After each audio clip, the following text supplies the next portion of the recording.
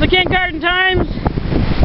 It's still January 9th, but I'm closer to the end of the North Pier in Kincardine.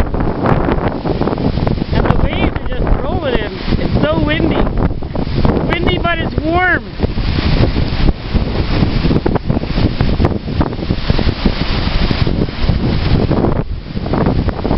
It sure has got the water rolling in the channel here.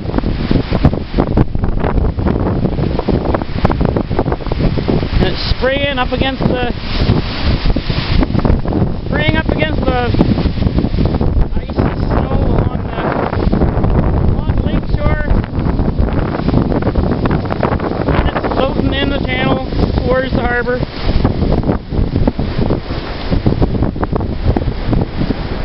Quite an interesting day. I think this time last year the pier was covered in snow and ice.